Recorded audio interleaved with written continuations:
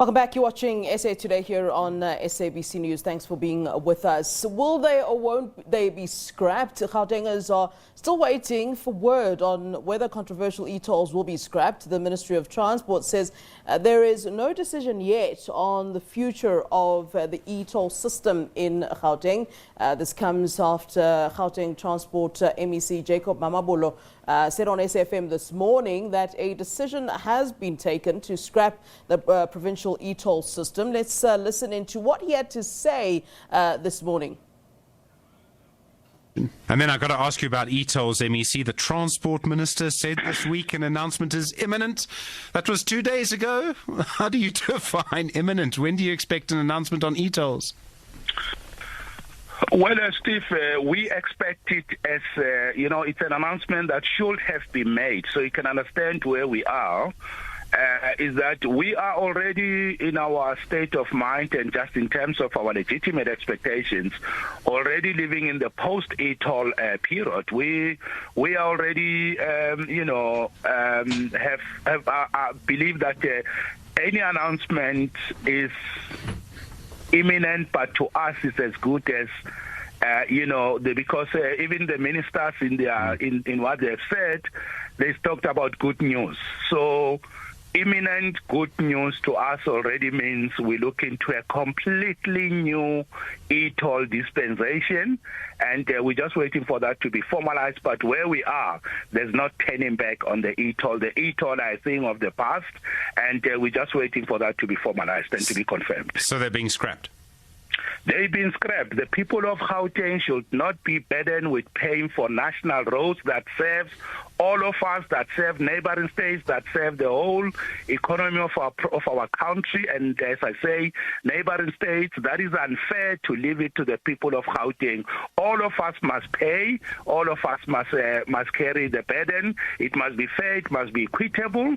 And it is completely wrong to leave the burden of the economic national roads that support the economy only exclusively to the people of Gauteng. We've got a lot of toll gates here already.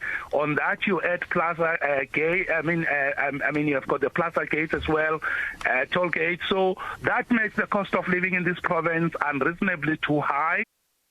All right, let's now discuss this further. We're joined via Skype by none other than OUTA's Chief Executive Officer, Wayne Duvenage. Thank you so very much for agreeing to speak to us here on SABC News. Good to see you, sir. Good to see you. Nice to be with you today. Just as a start, Wayne, what do you make of the situation where it seems, the MEC is saying one thing and then we've got the Transport Minister saying another? In fact, let me just, go to Twitter now and just tell you about the tweets that have kind of been flying. And I'm sure you're on Twitter. I've seen you. You've certainly seen some of the exchange. So, of course, you heard that clip where he was talking on SAfm, of course, this morning, where he said that the decision had been taken to scrap the e-toll system. And then, of course, the Transport Minister turned around and said, look, no decision has yet been made on the future of e-tolls in Gauteng. What do you make of this? I don't know if you even call it a debate. Well, we know that the minister has been saying this decision is imminent. In fact, he's missed a number of deadlines. Yeah. And I think the MEC, Mamabolo, this morning has let the cat out the bag. He is a person of stature. He is in the know. He connects with people at the highest levels in government that make these decisions. Yeah. And when you hear what he said, it was very clear that the scheme has been scrapped. So maybe he's stolen Minister Mbalula's thunder. Maybe he shouldn't have announced it yet. Yeah. And we do know that the announcement has to come from the minister or cabinet. True. So it's not for the MEC to make that decision. But there's something there because he's made that statement very clear.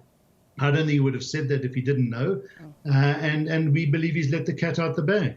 Do you think it's a simple case of the MEC perhaps, speaking out of turn?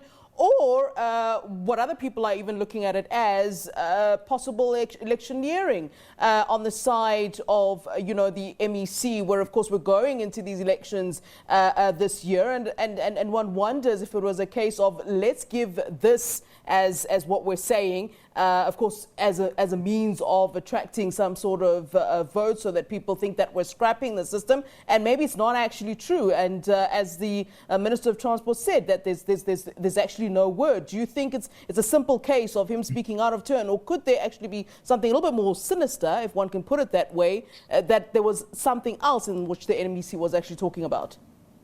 Well, if the MEC was electioneering, if he was using this for votes and politicking, then that would be a dangerous thing, because it would come back to haunt him if it wasn't scrapped. And this trust deficit between society and politicians just grows when they get it that badly wrong. Secondly, I think it is a little bit early to start jumping on the e-toll bandwagon, and maybe that's why they're not making the decision. They want to wait and bring it closer to the elections. The local elections later on this year. Mm-hmm. So somewhere along the line there's politics at play, but I don't think the MEC would have made that statement for that point of view right now. It's not going to, the elections are still a number of months away, and you want to take that benefit of that statement.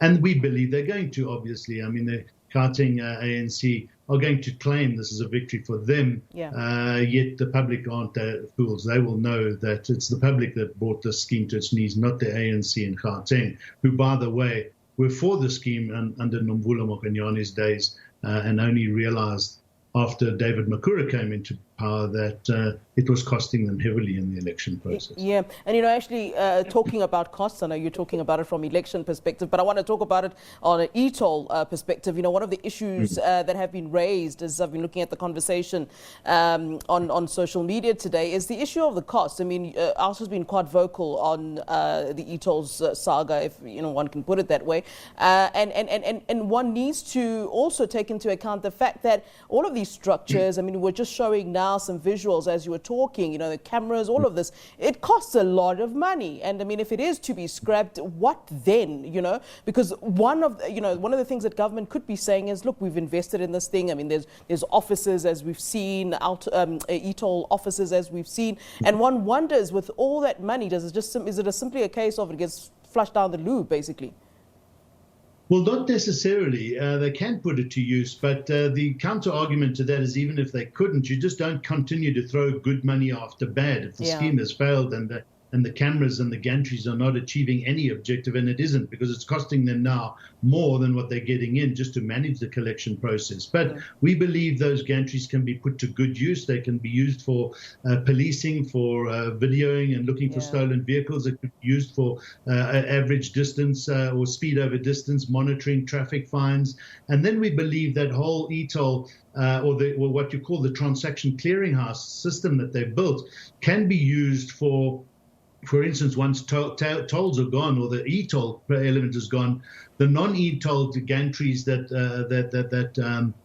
are set up around the country could be used as they currently are, more efficiently with tags. That they could introduce a parking system, which I believe they want to do. So if you drive up to a boom in a parking lot, it would open if it's linked to this, what we call this transaction clearinghouse. You could use a card linked to it to catch trains, car trains, buses, an integrated public transport billing system.